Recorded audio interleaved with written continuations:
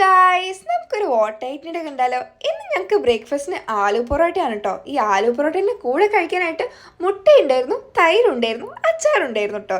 അങ്ങനെ ഇത്രയും സാധനമൊക്കെ കൂടെ കൂട്ടി ഞാൻ എൻ്റെ ബ്രേക്ക്ഫാസ്റ്റ് കഴിച്ചേ. എന്നിട്ട് നേരെ ക്ലാസ്സിന് പോയി.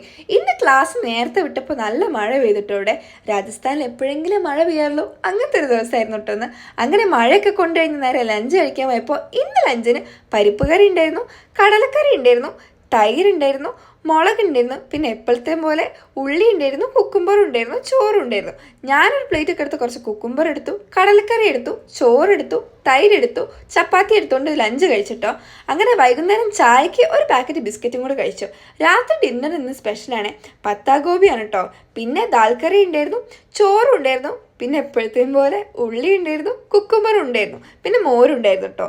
ഞാനൊരു പ്ലേറ്റ് എടുത്ത് കുറച്ച് പത്താഗോബി എടുത്തു, ദാൽക്കറി എടുത്തു, ചോറെടുത്തു, പിന്നെ മോരെടുത്തുകൊണ്ട് നേരെ ഡിന്നർ കഴിക്കാൻ പോയിട്ടോ.